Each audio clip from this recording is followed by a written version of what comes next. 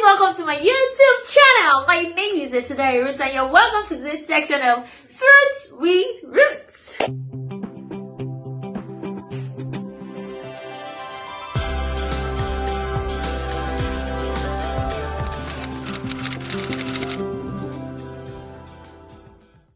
If you're a new subscriber here, please, you're welcome. We've been waiting for you.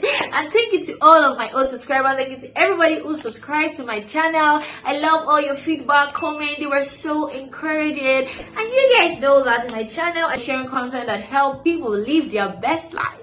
So thank you. Please don't forget to like, subscribe, comment on this video. Please like, subscribe on my channel. Without further ado, guys, let's get right into today's video. Okay guys, so today I'm going to be sharing one of my thoughts, and that is working in an hotel and keeping your sanity. I'll do a throwback story of how my hotel experience with you and how I was able to keep my sanity.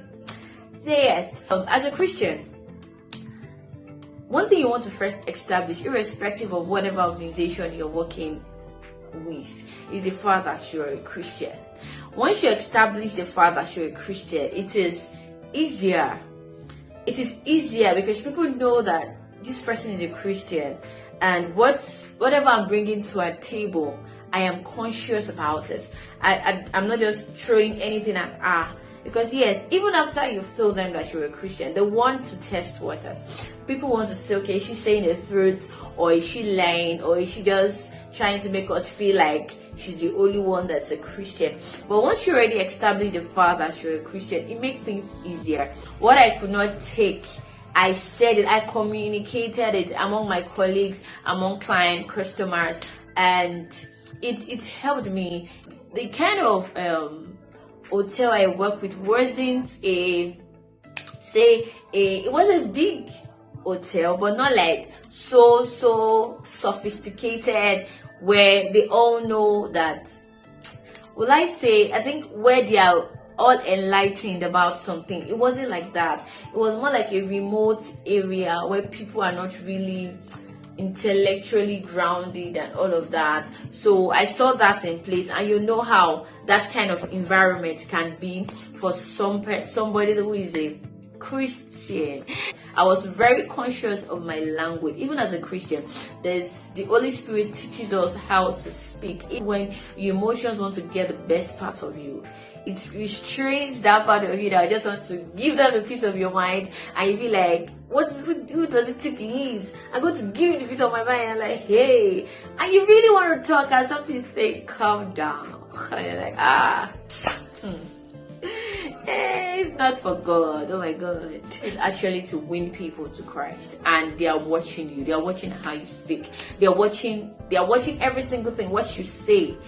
If you cannot be like bold enough at first to tell people about Christ, your life and your choice of language can win people to Christ. The kind of language you use, that's one thing I noticed back then. So I was very, very conscious of using anyhow language because it wasn't my thing. In fact, when I got there, they really did not know that I understand how to speak Yoruba.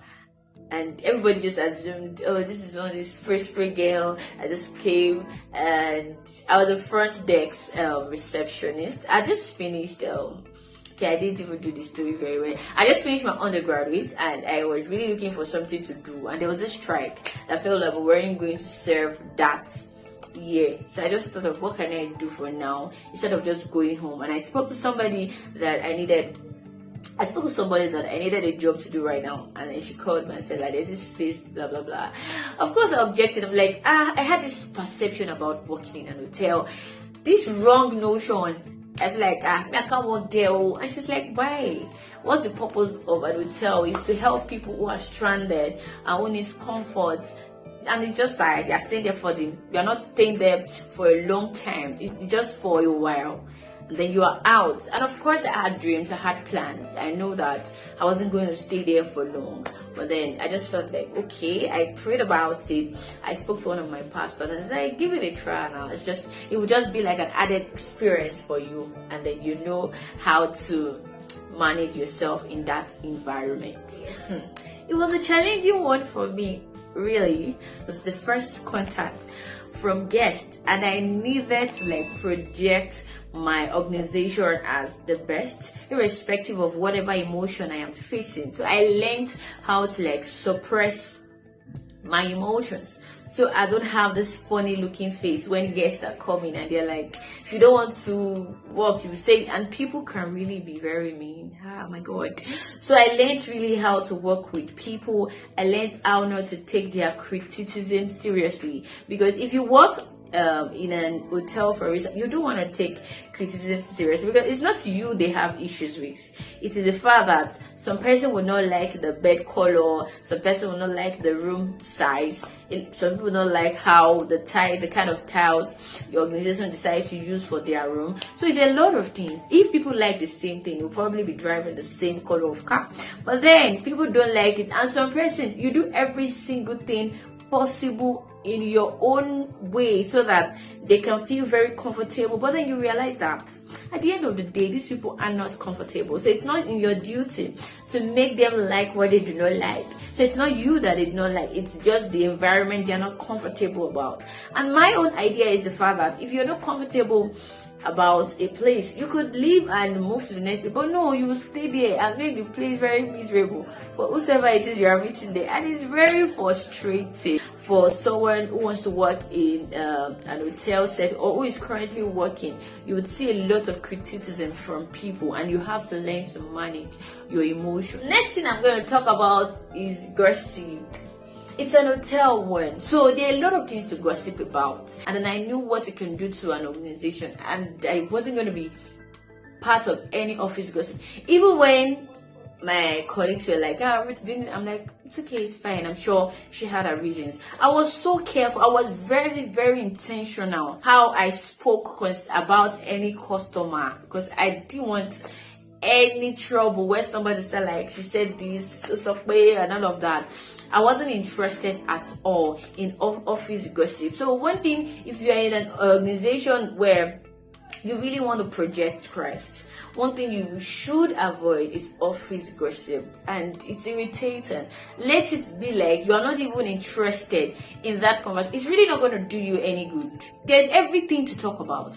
There are clients that you are seeing people that, of course, you know that these ones are not coming for comfort. You know what they are coming for. So it's one thing to gossip about this one. And a particular lady, you could see her with several, let me not use the word thousand, several men. So that's one thing to still talk about. And you're like, this one is that she doesn't have shame. But then I'm like, what's the essence? There's really no need. Yeah, another thing you want to do is to, keep a particular predisposition towards routine.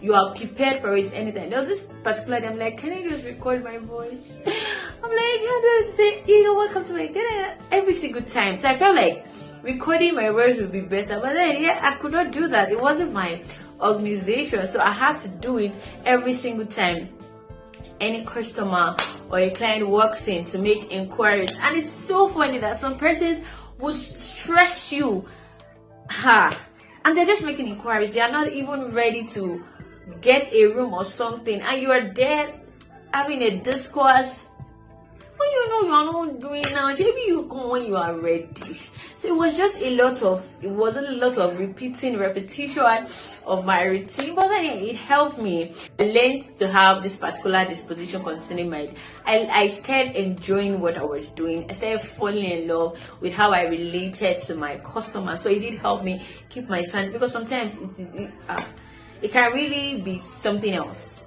You are tired and you don't even want to speak, but then you're at work. You need to have that. You need to speak. So whether you like it or not, you have to just give your best and project your organization as one of the best, if not the best. So yes, that's why you're being paid. You have to do what you have to do, irrespective of how you feel. So a particular predisposition, enjoy what you do, love what you do. That's what it has to do. My own case was speaking to people. I had to sit myself and have a conversation with my neighbor. I'm like, okay, would you like to talk for people? So this shouldn't be a big deal. Just enjoy what you're going to do. And yeah, it did help me keep my sanity. Another thing I would like to talk about is boundaries. Yes, boundaries. Like, have boundaries. When I got there, I had to really establish my boundary. Okay, this is what I am not going to accept. I am not accepting it. So boundaries helped me a lot to keep my sanity. I wasn't going to start throwing my numbers at people. Know that if you spend a lot of time with me, you tend to feel like you found the love of your life. I needed to set that boundary of understanding that there's a place of work and there's a place of maybe friendship. So this is not my friend zone. It is a workplace. I needed to establish that fact and tell myself every single time. So whoever is walking in and saying that, okay, you're a pretty girl, I like to have your number. I'm like, no, you came here for something and you are not joking about it. You are setting your boundary. I'm not saying, you came here for something, I'm not giving you my... No, you're not doing that.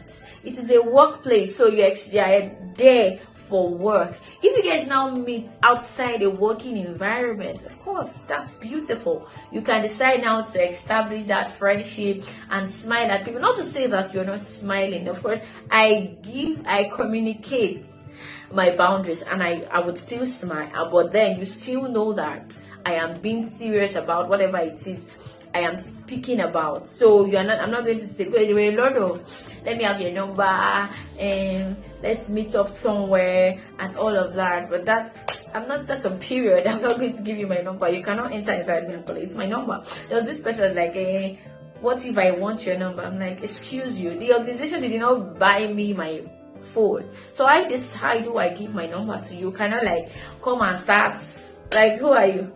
So yeah, there was this respect, there was this aura of respect. Nobody crosses that boundary because I had already established. So they understood my boundary. Everybody knew, just have boundaries for yourself. Don't just be too reachable. Don't be too available. Don't be too approachable. People like to take advantage of that opportunity. When you give them one line, they go and cross a longer one. I've had deals to say that thing. So yes, it's important that you have boundaries. You inculcate a healthy self-esteem. You know your worth. Because before you even start establishing any boundary, you must have known that, okay, I know my worth. I know what I deserve as a person. I'm not going to settle for less. And I'm not here for the frivolities of this particular place. I'm here for work and a strictly working environment. You establish that boundary. You establish... So I'm saying this in case you find yourself just like me in that kind of environment. You know how to keep your sanity. So the next thing I'll talk about is dressing. Please dress well. You want to really dress well in that kind of environment. That whatever you wear communicates who you are. We know that not everybody has that balanced sense, but at least if you're dressing well, it will help you to avoid some things. It would naturally help you to avoid some people that want to still say what they want to say will still say, but then you would avoid some kind of people and some kind of their kind of personality and all of that. So yeah, dress well. And for a Christian who wants to project Christ in that environment, you want to really dress well. You want to dress well because people are looking at you and they are looking at you, the kind of outfits you're putting on. They are really watching out for you. You are an example there. Like the Bible says, we are lights. We're lights to the world. A city set on a hill cannot be hid. We're like candle. Our light is supposed to shine brighter and brighter. So if other persons are doing it, that they are doing it doesn't make it right. That they are involving in some things doesn't make it right. So you as a Christian know what is right and you know what is wrong. It is your duty to stay away from those kind of things. And sometimes it was a lot challenging. There are times where they had like mini curly party and all of that, but I could not just find myself doing it because of course I know my stand. I know where I was going to. I had a name to protect. I knew that, okay, God is making a name for himself in my life. I'm not going to submit something that it is just like a moment of a well and I'm not going to let it like spoil. No, I was intentional about the kind of name, what I was projecting in that environment. So it did help me to keep my sanity. And it's encouraged my boss to trust me more because he knew that, okay, Ruth is a Christian. She wasn't going to... I had a lot of background story of people who had worked there earlier before I came. So I wasn't going to thread on that part. Not to say that whether they were godly or ungodly, but then I had my own lifestyle. I had my own way of life, and I was going to project that to people. Please, Pastor Emmanuel used to say that don't let people who are doing it for money work better than you who is doing it for Christ. So if you're doing it for Christ, carry the name of Christ wherever you go, into your language, in your spoken words, in how you dress. If you want to even preach to Christ to people, they look at you. Please dress well. That you're a Christian doesn't say you should now dress shavishly or just look funny. Dress well, dress smart. You want to dress smart. So when I want to talk to somebody about Christ, you are looking at me first before you are listening to what I have to say. You are looking at me, so it is my own duty to dress well. I'm not going to say because I'm a Christian and I'll dress anyhow, dress sharp. No, you're not going to dress sharpishly.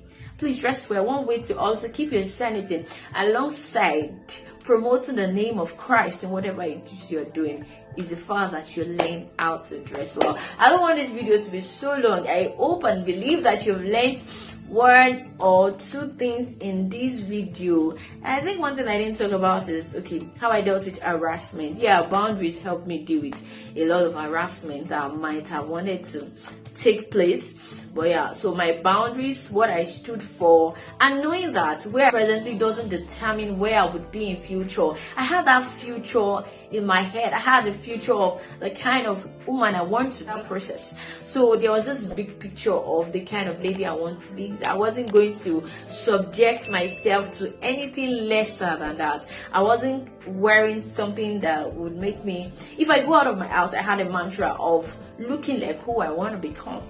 I know that anybody can come in anywhere and say, okay, Rita, I want you to go speak somewhere. I want you to go facilitate a program. I want you to see me and know that, okay, there's this kind of, I don't know. I just like to carry myself with so much pride in my dressing, everything. And if I'm carrying Christ, I'm not going to carry Christ in a shabbish way. So yes, harassment. It did come. I'm not going to say that Holy Ghost blocked them from coming. Yes, I had a lot of proposal from people, had money temptation. God, I said the money might not even be reasonable. That one is always very annoying. But in a case where the money is it is money, and you are seeing your Christianity in front of you, and then there's a place of, okay, are you going to forget? No. Christ is bigger than all of the money entirely, and Christ is enough. It's enough. I know that you are enough, and that's it's not even debatable. You are enough. You're more than enough. You are able to conquer anything that comes your way, and you have the ability to create the kind of life you desire. So a lot of these things that help me. Thank you very much for watching this video. Thank you so much, guys, for watching today's episode of Third Roots. I remain Itsudayo Root, and please don't forget to like, subscribe, comment, please subscribe, share this video to somebody else if it has blessed you one way or the other. Thank you so much, guys. See you in my next video. Thank you, guys.